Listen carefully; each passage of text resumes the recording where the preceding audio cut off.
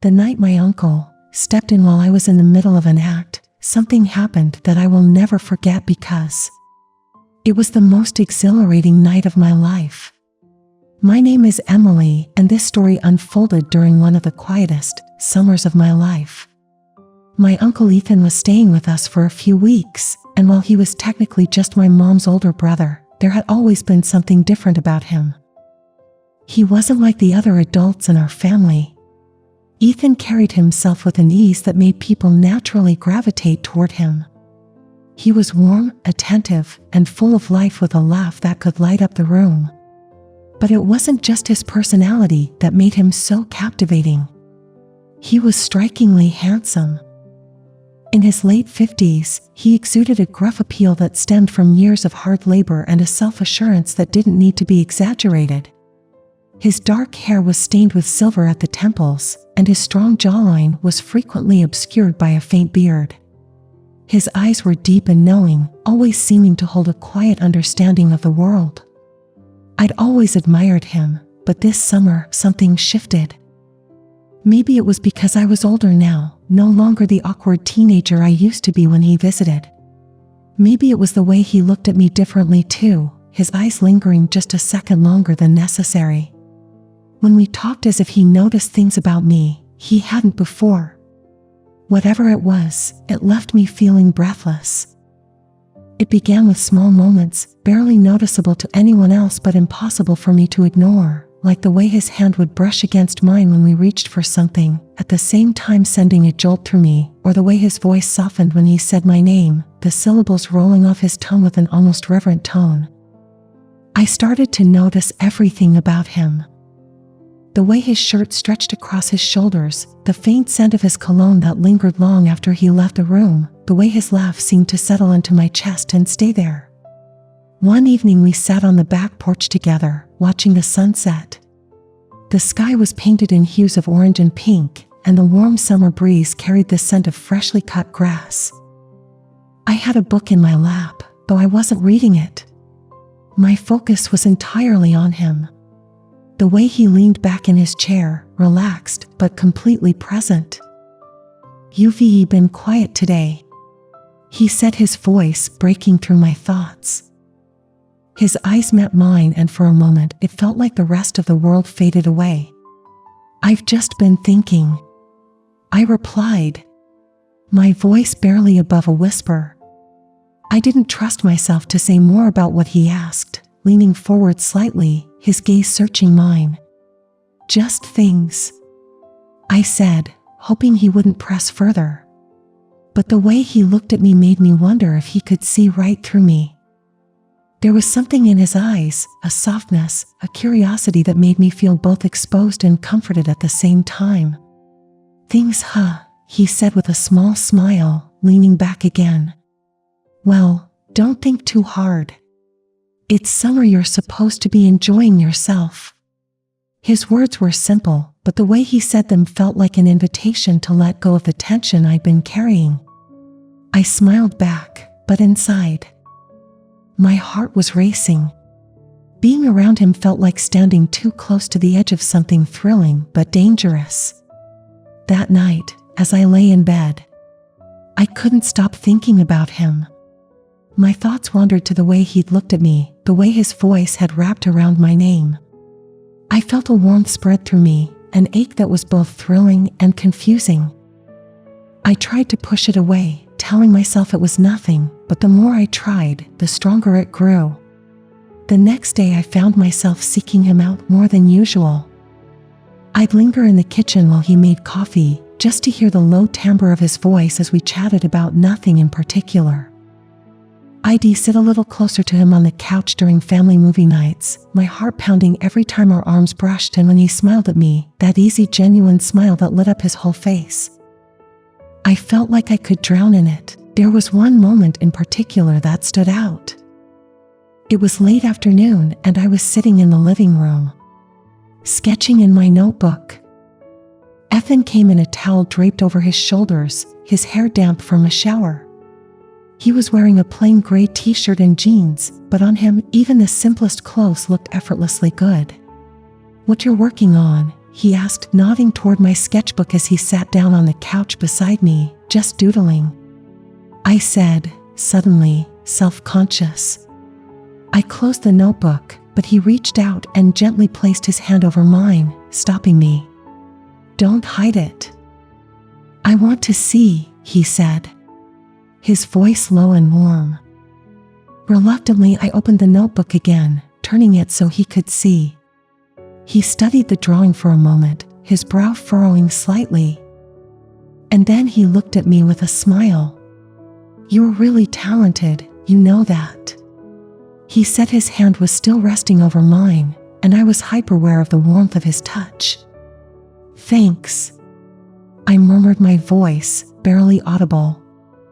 My pulse was racing and I was sure he could hear it. His hand lingered for a moment longer before he pulled it away, but the imprint of his touch stayed with me long after he left the room that night. As I lay in bed, I couldn't stop replaying the moment in my mind, the way he'd looked at me, the way his hand had felt against mine. It was all-consuming, but I did not know what was still coming, something that would change our relationship forever in a positive way. I guess Paul's presence seemed to fill the house even when he wasn't around. His laugh echoed in my mind, his touch lingered on my skin, and his gaze. Oh, his gaze seemed to follow me everywhere, even when he wasn't looking. I found myself looking for excuses to be near him, small moments that might seem insignificant to anyone else but felt monumental to me if he was in the kitchen. I'd suddenly remember I needed water. If he was reading on the porch, I'd bring out a book I wasn't actually planning to read. I wanted to be close to him, to feel the warmth of his presence, to bask in the way he made me feel alive in a way I hadn't felt in a long time. One afternoon, the house was quiet. My mom had gone to visit a friend in town, and Ethan was in the backyard working on some project. He'd been fixing up the old shed behind the house, and I could hear the rhythmic sound of his hammer striking wood through the open window. It was a comforting sound, steady and deliberate, much like him. I found myself watching him from the kitchen window, my breath catching as I took him in. He was wearing a sleeveless shirt, the fabric clinging to his chest and shoulders, and his arms flexed with each swing of the hammer. His hair was damp with sweat, and a faint sheen covered his skin, catching the sunlight. He looked incredible. I tore my gaze away, feeling a rush of heat flood my cheeks. What was wrong with me?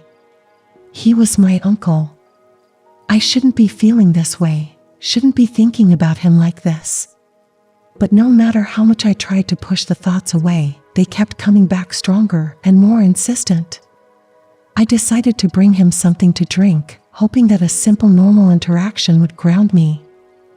I filled a glass with cold water and stepped outside, the warm summer air wrapping around me like a blanket. He looked up as I approached, his eyes lighting up when he saw me. Hey, he said, setting down his hammer and wiping his forehead with the back of his hand. What's this thought? You might be thirsty, I said, holding out the glass. My voice sounded steadier than I felt. Thanks, he said, taking the glass from me. His fingers brushed against mine, and even that small contact sent a jolt through me. He took a long drink, his Adam's apple bobbing as he swallowed, and I found myself staring again, unable to look away. You've been working hard, I said, trying to fill the silence. It looks good, he smiled, glancing back at the shed. It's coming along. It's nice to have a project to keep me busy. We stood there for a moment, the silence between us heavy but not uncomfortable. I wanted to say something, anything to keep the conversation going, but the words wouldn't come. You've been quiet lately, he said. His voice gentle. Everything okay? Yeah, I said quickly, too quickly. His brow furrowed and he took a step closer, his eyes searching mine. Are you sure? He asked. His voice was soft, but there was something in it that made my heart race. I'm fine, I said, looking away. But the truth was, I wasn't fine. I was a mess, torn between what I knew was right and the way he made me feel. He reached out, his hand brushing against my arm. The touch was light, almost hesitant, but it sent a shiver through me. "You know, you can talk to me, right?" he said, "about anything." I nodded, my throat tight. I wanted to tell him everything, to lay it all out there, but I couldn't. Instead, I forced a smile and said, "Thanks, Paul." I'll remember that he smiled back, but there was a question in his eyes, one he didn't voice. I turned and walked back to the house, my heart pounding in my chest, and then the night came again. I couldn't sleep as my mind was racing, replaying every moment from the day, every look, every touch, every word. I felt like I was coming apart at the seams, torn between the overwhelming feelings I couldn't control and the knowledge that they were wrong. As the hours ticked by, I found myself giving in to the thoughts I'd been trying so hard to suppress. I let my mind wander, imagining what it would feel like if he touched me, if he held me, if he looked at me the way I wanted him to. The thoughts were intoxicating, a heady mix of desire and longing. That left me breathless. I reached for my phone, scrolling through social media in a desperate attempt to distract myself, but it was no use. My thoughts kept circling back to him, to the way he made me feel.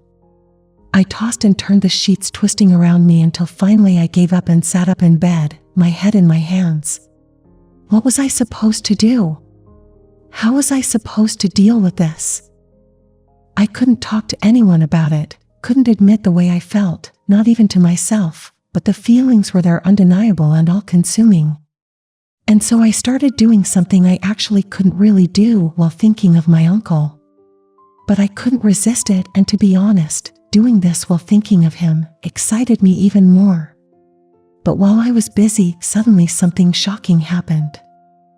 I was completely lost in my own world when the door to my room swung open. Emily, Paul's voice cut through the silence, and I froze, my heart stopping in my chest. He stood in the doorway, his hand still on the doorknob, his eyes wide. As they took in the scene, my face burned as I realized how exposed I was, my hands still under the blanket, my breathing heavy. I scrambled to sit up, pulling the blanket around me, as if that could erase what he'd just seen.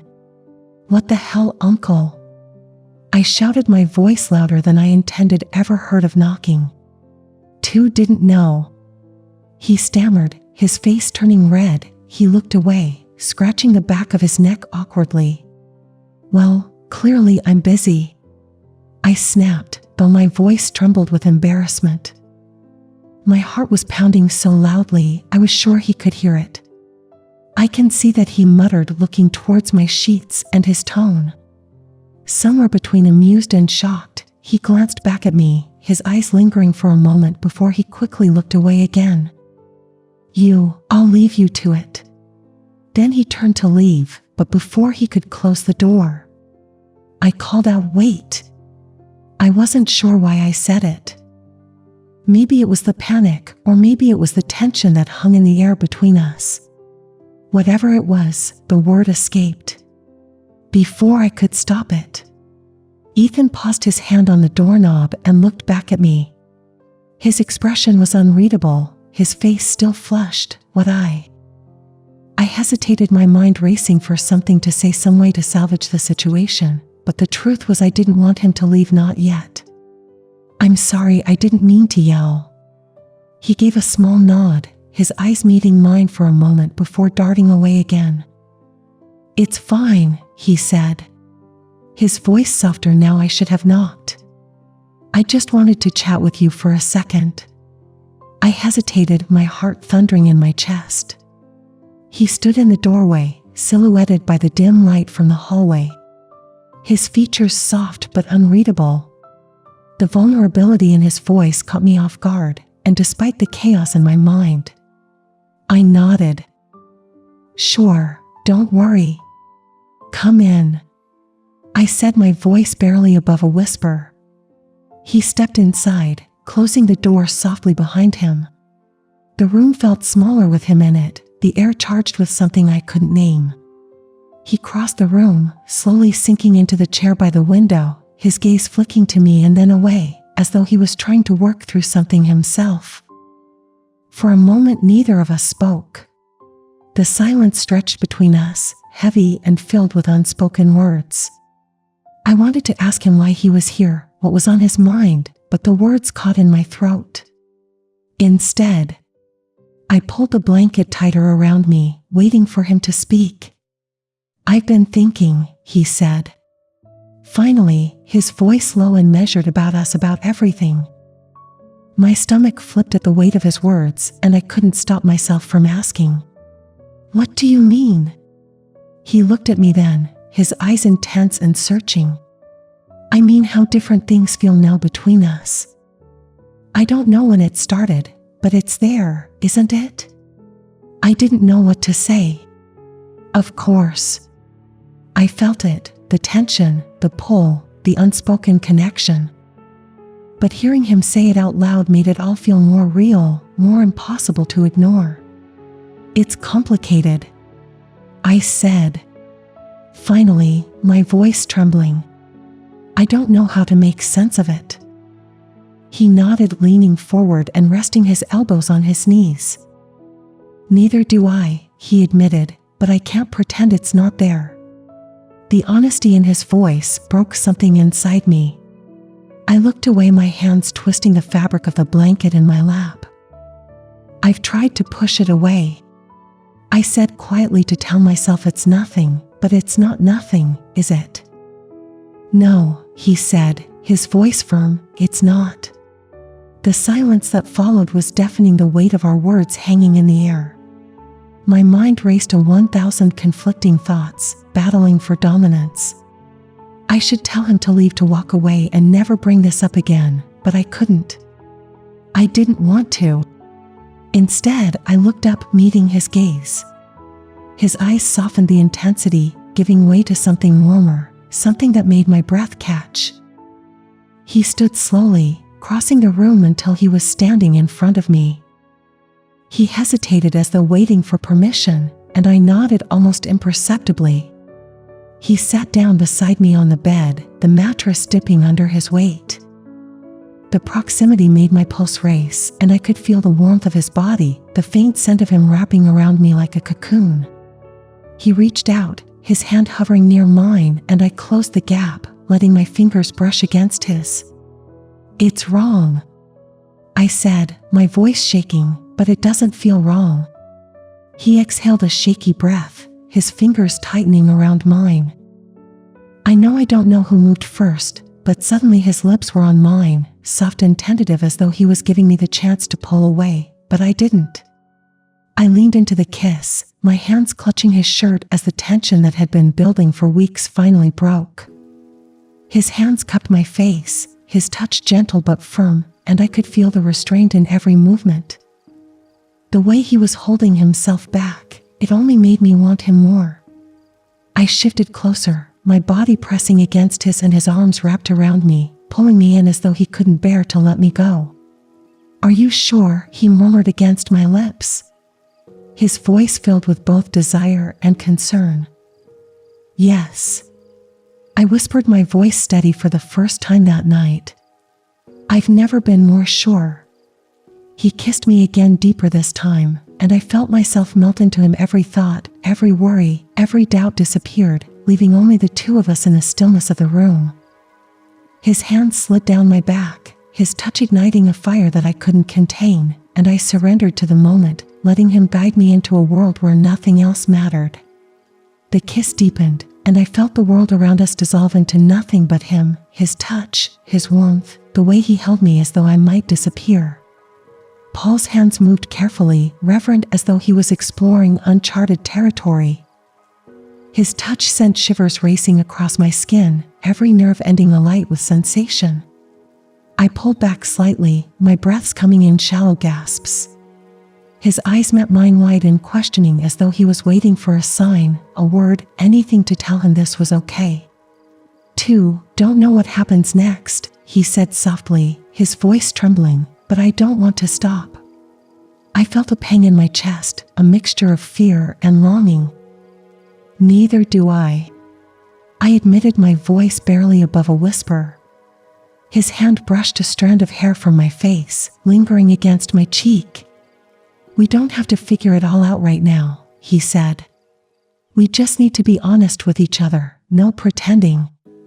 I nodded, leaning into his touch. Oka, for a moment we just sat there, the silence between us heavy but not unwelcome. It was as though the room itself was holding its breath, waiting to see what would happen. I reached for him again, my fingers tracing the line of his jaw, and he closed his eyes. A quiet sigh escaping his lips. You're incredible, he murmured, his voice filled with awe. I don't think I've ever felt like this before. I smiled faintly, my heart swelling at his words. Me neither. He shifted closer, his arms circling my waist as he pulled me into a tender embrace. The closeness was intoxicating, the warmth of his body against mine, sending a thrill through me. His lips found mine again, and this time the kiss was slow and deliberate, every movement filled with unspoken emotion. As his hand slid down to my waist, a wave of doubt washed over me, momentarily breaking the spell. Ethan, I said, softly pulling back just enough to look into his eyes. What if this changes everything? He cupped my face in his hands, his thumbs brushing against my cheeks. It already has, he said simply, but I don't think I can go back to pretending nothing's there. His words hung in the air, and I felt my resolve crumbling under the weight of his honesty.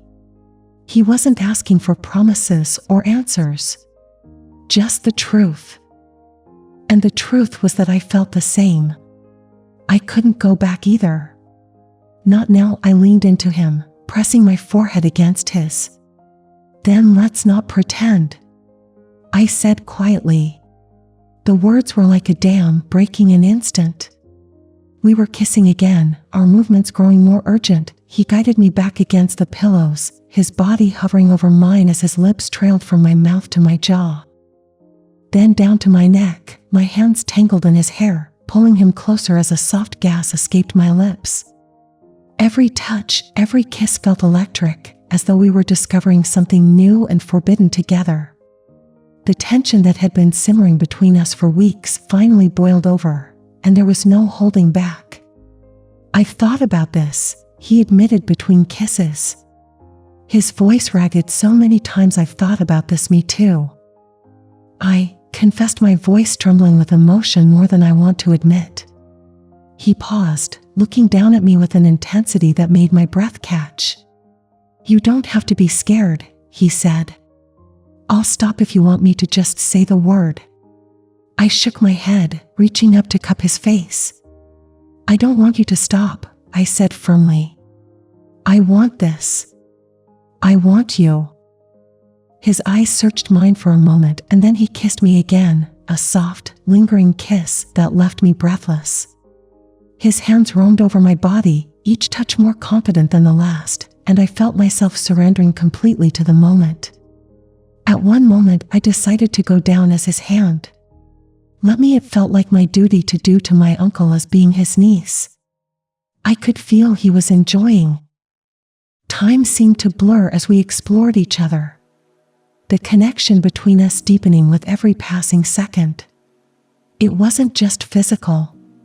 There was an emotional intensity that made everything feel more real, more meaningful. It was as though we were finally giving to something that had been building between us for far too long. At one point, he pulled me back. You're amazing, he said softly, his voice filled with wonder. I smiled, my heart swelling at his words. So are you, I whispered. He chuckled, his fingers brushing lightly against my arm. This feels right, doesn't it? I nodded, my eyes locking with his. It does. We lay there for what felt like hours, wrapped in each other's arms, the world outside fading away. There was no room for doubt or fear, only the undeniable connection we shared. It was a moment I knew I would never forget, a moment that would change everything. The quiet moments after felt heavier than I anticipated. Ethan lay beside me, his arm draped over my waist, his chest rising and falling in a steady rhythm. As he stared at the ceiling, his fingers idly traced patterns along my skin, each touch sending a faint shiver through me. I hadn't realized how much I needed this, how much I needed him. But as the haze of the moment began to clear, reality crept in. What now? I asked softly, my voice breaking the silence. Ethan turned his head toward me, his eyes warm and thoughtful. What do you mean? I shrugged slightly, tugging the blanket closer to my chest. This United States. What happens now? We can't just go back to how things were. Can we? He propped himself up on his elbow, his fingers brushing a stray strand of hair from my face. Do you want to go back? He asked, his voice steady but low. I hesitated. The question settling heavily between us. Did I? Could I? The truth was, I didn't want to. The connection we'd shared was too real, too intense to ignore, but admitting that out loud felt like stepping off a cliff. I don't know, I said. Finally, my voice trembling. It's not that simple. He nodded his hand, finding mine and giving it a reassuring squeeze. I know. But whatever happens next, I just want you to know that I'm here for you, no matter what. I looked at him, searching his face for any sign of doubt or hesitation. But all I saw was sincerity, a quiet determination that made my heart ache. He meant it, every word. Ethan, I started, but the words caught in my throat. How could I possibly articulate everything I was feeling? The guilt, the fear, the overwhelming desire to hold on to him and never let go. I'm scared. He shifted closer, his arm wrapping around me as he pressed a gentle kiss to my forehead. So am I, he admitted. But I don't regret this, not for a second. His words sent a wave of relief washing over me, and I let out a shaky breath. Neither do I.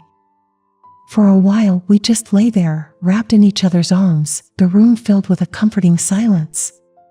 It felt safe, like nothing else mattered, as long as we were together. But the weight of what had happened lingered in the back of my mind, a constant reminder that this moment couldn't last forever. I think we need to talk, I said, eventually breaking the stillness. Ethan sighed, his fingers tracing absent patterns along my arm. Yeah, we do. I sat up, pulling the blanket around me as I turned to face him. This changes everything, I said. I don't know what this means for us, but I know I can't just pretend it didn't happen. Neither can I, he said, his voice firm. But I also don't want you to feel like you have to figure it all out right now. We can take this one step at a time. One step at a time. I repeated the words, sounding foreign yet oddly comforting. Okay, he smiled, that soft, boyish grin that had always made me feel safe. Whatever happens, I just want you to be happy. That's all that matters to me. Tears pricked at the corners of my eyes, and I quickly wiped them away, laughing. Softly, you're too good, you know that, he chuckled, pulling me into his arms.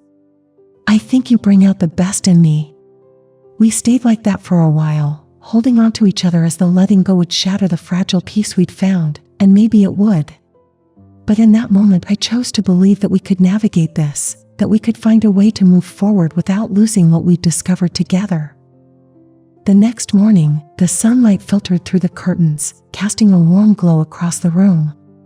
Ethan was already awake, his arm draped over his forehead as he stared at the ceiling. When he noticed me stirring, he turned to me, his expression soft. Morning, he said, his voice low and warm. Morning, I replied. My voice still heavy with sleep. He reached for my hand, lacing his fingers with mine. Are you okay? I nodded, squeezing his hand. Yeah, I think so. For a moment, we just lay there, the quiet between us filled with unspoken words. It was a new kind of silence, one that felt less daunting and more hopeful. I didn't know what the future held, but for the first time in a long time, I felt like I wasn't facing it alone. As the day unfolded, we fell into an easy rhythm, navigating the uncharted territory of what we'd become. It wasn't perfect. There were moments of uncertainty, of hesitation. But there was also something undeniably real about it, and that was enough. Later that evening, as we sat on the porch watching the sun dip below the horizon, Ethan reached for my hand, his fingers brushing against mine. "Whatever happens next," he said, his voice steady, "we'll figure it out together." I turned to him, my heart swelling with a mixture of gratitude and affection. Together I agreed, my voice barely above a whisper, and for the first time in what felt like forever, I believed it together. We could face whatever came our way together. We could find our way forward. To be honest, I don't know what to think of what I did with my uncle. In some way, I really feel ashamed. But in the other way, I feel like I did what a good niece does, and I should do it more often. What do you think about that? Could you please help me? Please let me know in the comments what you think. It should really help me out.